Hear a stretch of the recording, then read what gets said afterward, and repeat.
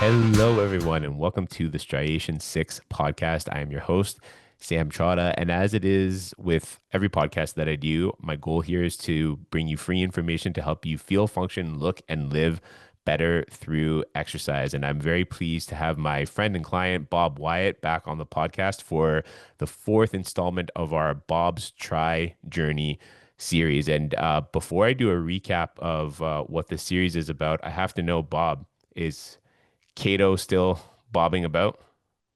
He He is. is. It's a tough relationship to break. Tough relationship. Okay, if you want to know Yeah, he's what very that alludes supportive, to. literally and figuratively.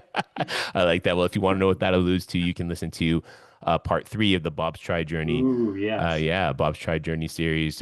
Cato is a special character. We'll Yeah. call him a character. In this Um, in this journey. Yes, he is. so just to recap what this series is actually about, Bob has decided to enter his first Olympic triathlon, excuse me, at the age of 69, which I've described as a rather Herculean undertaking. I am his muscle system specialist for the journey, and we're using Striation 6's unique muscle system work approach to correct Bob's movement deficits that we found in his original assessment and any new deficits or injuries that the training for the triathlon actually creates. Contrary to what some of you out there might believe, training for a triathlon or any sport, it can be hard on the body, and while it can produce health and enjoyment and all that great kind of stuff, it can also produce wear and tear. So my job is to make sure that wear and tear is minimal and that Bob's system can absorb the training and actually physiologically and mentally adapt to it. So we meet weekly for our muscle system work sessions, and we do these update episodes monthly, give or take. And this is episode 4. Bob, how you doing? Good. Sam, you say Herculean, but some days it's more of a Sisyphean task or undertaking, so it seems. I think I'm laughing, but I'm just trying to. I want to make sure I'm laughing at the right thing here. Wasn't Sisyphus the Greek god or the Greek mythology character condemned to push the massive boulder up the hill every day, only to have it roll back down every night, like for all of eternity? And is that you sort of whining at me here, or what are we doing? Yes, you're right about Sisyphus, and yeah, I guess I am whining a bit. But I can report I'm doing well, still uninjured from training. I'm continuing to ramp up my duration in the pool and on the bike. Gotta say, I'm really looking forward to riding outside rather than in the gym. Um, One, just because of the boring factor with a stationary bike. It happens even with great music piped into your brain through earbuds. Um, but also, it's somewhat embarrassing how much I sweat by the 2 minute mark on the bike. I'm like a garden soaker hose pedaling away, oozing all over the bike and the floor beneath. And I'm just 2 feet, a couple of feet away from other much more pristine people. Have I painted a graphic enough picture for you of what my bike riding is like? Yeah, some might say too graphic. Some of our listeners out there Well, might think too by graphic. by the end of the bike session, I'm imagining, thought bubbles with these kids beside me, just feet away, thinking things like, "Wow, is this old guy trying to attempting death by exercise?"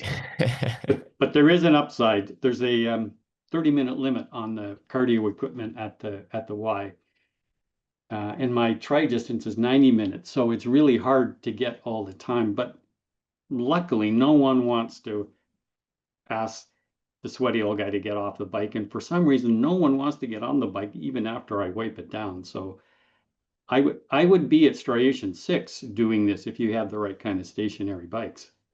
Yeah, there's some imagery lingering in my head at this point that argues against bringing such a stationary bike into Striation 6 for you. You've painted quite the graphic picture here. I'm a little hurt, Sam, but okay, I get it.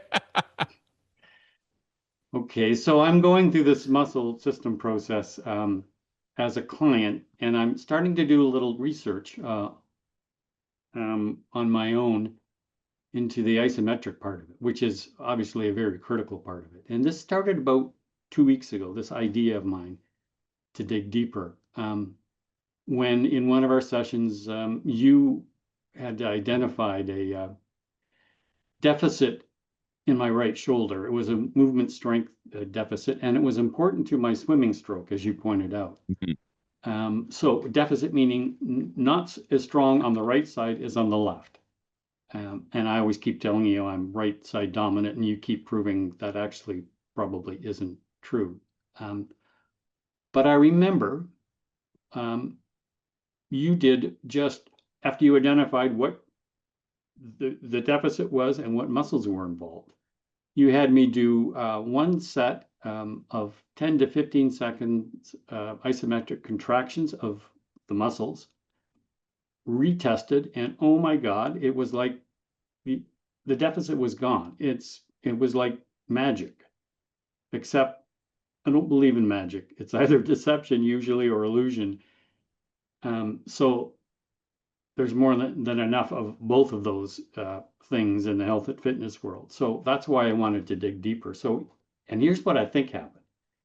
I think somewhere along the line, I lost the neural linkage to the muscles that created that were involved in that deficit. Maybe it was through an injury, or maybe it was just compensating for something else that was some other dysfunction. Um, I think your 3 sets of 10-second isometric contractions retaught my brain to fire the right muscles in an efficient way for that movement. So the muscles didn't instantly get stronger at all. They just kind of relearned to fire properly. And I'm thinking maybe this is what muscle memory is. So how close am I to your thinking on this? Oh How man, muscle system works? how much time have we got? My goodness. No, Well, there's a lot in there. And there's a lot in there. And I think you in many ways sort of hit the nail on the head. We'll leave muscle memory aside for a second, but the idea with muscle system work and the muscle system specialist program is that when we're able to follow the data that your body or any individual given body presents us based on a combination of injury history, how well you move in certain directions, and then how well you can hold certain positions that we check out. What we're able to do is use exercise modes like isometrics. We also use, so isometrics for people who don't know, is basically creating force, usually against some kind of restraint. So in a muscle system specialist, setting that would be against likely my hand. There's also myometrics or concentric contractions where the muscle goes from long to short against resistance, and then plyometrics or eccentrics where the muscle goes from short to long against resistance. So a lot of people would call that last one negatives if we're looking at it in the gym. And oftentimes, if we follow the data properly in a relatively healthy system, the response that we get is it's quite literally in scientific circles known as a phenomenon. It's called potentiation or post-activation potentiation. And it's exactly what it sounds like. It potentiates your system. It creates the potential in your system to actually respond to force. And we leverage what you have available and try to install or develop what you currently don't have. And it seems like when we are aimed at the proper target, we're able to get what you do, we're able to derive a have or a can from a don't have or can't relatively quickly. The question then becomes, uh, how can you keep it, and in how many ways does it transfer to other situations? So that's where the role of exercise post session comes in. So I usually I give my clients, including you, some work to do, either in the gym or at home or both, to help maintain what we established on the table. And then the question becomes, okay, how well can your body keep it in more stressful situations? So we go from more controlled situations to less controlled situations. The most controlled being you lying on a table, sort of holding your arm over your head, to, all right, now you're in the water and you're swimming competitively against a bunch of other Olympic triathletes who may or may not be trying to kick you in the face while you're trying to use that overhead arm position. So we go from potentiating the system to actually ingraining that potentiated action into the system in a somewhat permanent way.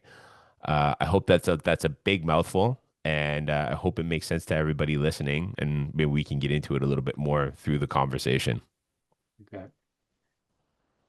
Yeah, I guess that makes sense. It does make sense. And it is pretty complicated too. Hmm. So you need to know a lot about musculature, right? Yes. Um, and a lot about when to apply what kind of activation, be it iso, myo, plyo, whatever, right? Yes. Yes. And then what exercise to follow it up with. Right. Okay. Yeah, cool. Okay, not magic and not muscle memory. I guess that's something else, eh? And hopefully not illusion either. That'd be the Yeah. worst. Like at Well, least if it was magic, it would be a thing, right? But if it yeah, but if it yeah. was illusion, then it's a different story. Um, okay, point number two, there was something else that came up in a recent session Sure. that I wanted to chat about for a moment if we could, because I thought it was pretty interesting. Hmm. Um, you made a comment that was something like, so Bob, in a case like yours where we're trying to prevent injury during training, we may never know if we've been successful. So I assume what you mean is that it's difficult to know what injuries you didn't have that you prevented, right? Um, Whereas in the case of injury recovery, it's pretty clear when you succeed and when you fail. So so how can you make the case for muscle systems preventive benefit? How do you think it would best work? It's interesting, right?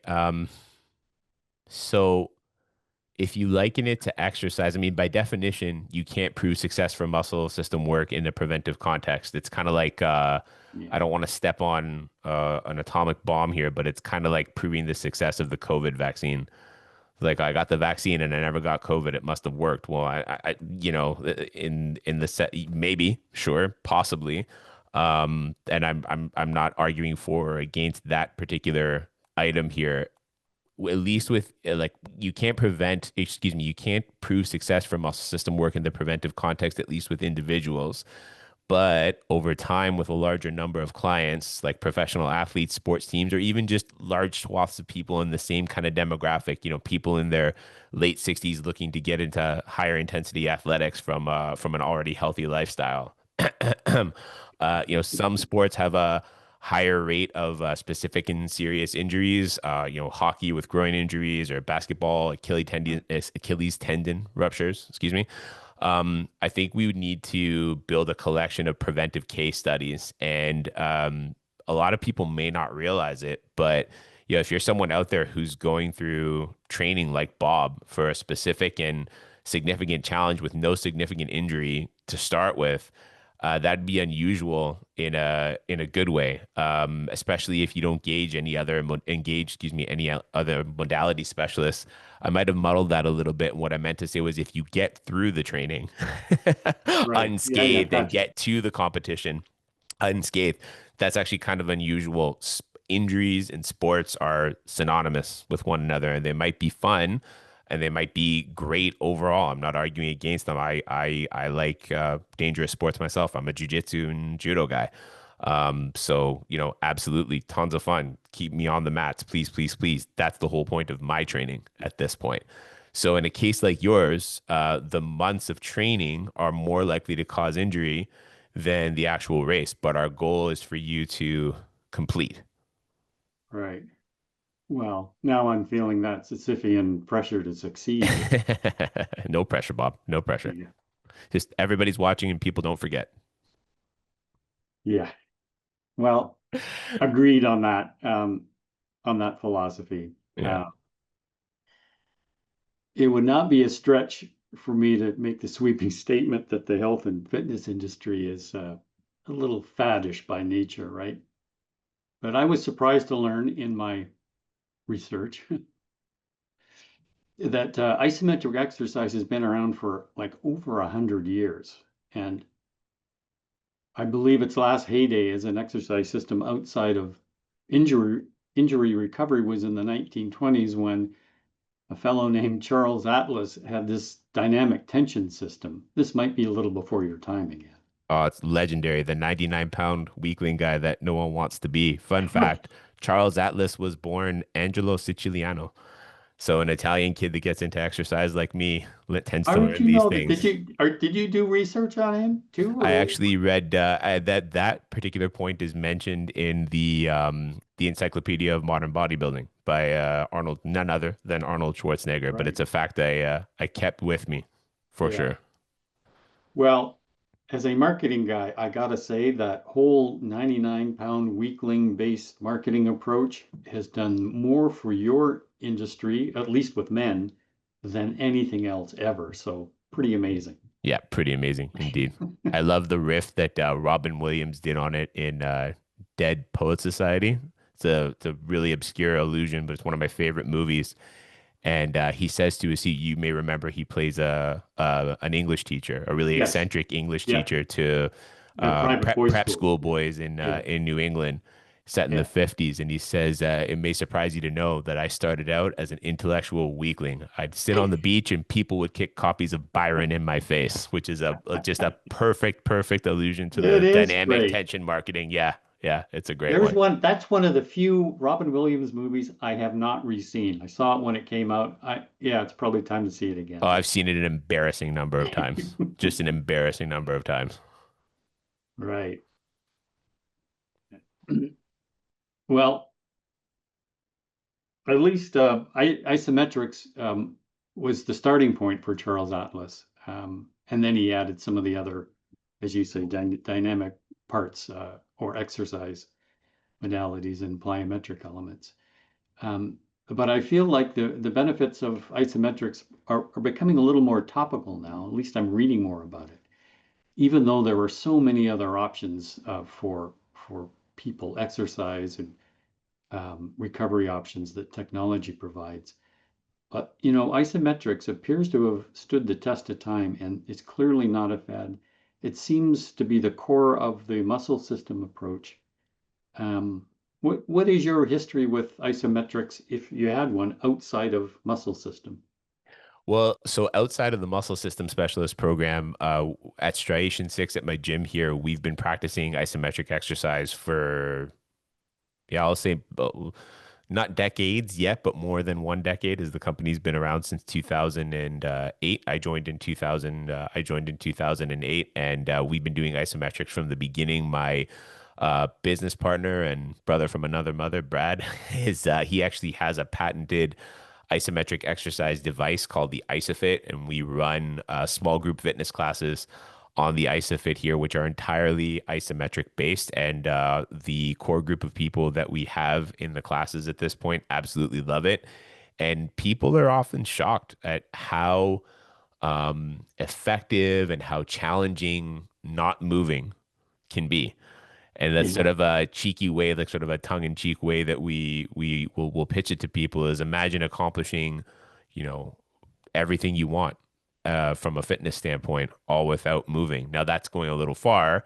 Depending on what your goals are, you may need to practice the thing you're trying to accomplish. So I would never say, "Hey Bob, only do isometrics, but then go do the triathlon on Labor Day weekend." That's silly. But as a strength and conditioning even component of your, we'll call it dryland training, Hmm. isometrics are a great option. Well, I'm certainly a dedicated fan at this point, so I'll stick with it. Thank you. Awesome. Awesome. Are we at an end, I think so. That Sam? seems like, did you have any other questions or things that you've been I going did over not. since? I did not. I'll let you do your sign out and I will do mine. Fair. Well, I can't wait to see what this is. So, no, I just wanted to say, I think what you're doing is fantastic. And I hope it's inspiring anybody who's listening to this podcast series to, I'm learning more and more. I used to say age should not be a factor in how people use their bodies. And now I'm with the number of people in their late 60s and 70s, and even a couple of people in their 80s, and I don't train anyone in their 90s, but we have a few novagenarians here at Striation 6 continuing to get stronger and fitter. Age isn't a limitation. Yes, there's a relative, let's say, drop off from Yeah. peak points in life. At the same time, it's never a reason to stop, and you can make gains. So I want to commend you on what you're doing, and these podcasts are a pleasure. So thank you very much. Appreciate it. All right. Once again, I will attempt to channel my inner Danny Rojas as part of my sign off, and I will Let's do say, it. na na na na na na na na na na na na. Yes, coach, I too am leaving now. As I always say, movement is life. And as you always say, life is movement. All right. Thanks, everyone. Thank Thanks you. for tuning in. Thank you, Adios. Bob. And adios. We'll see you soon.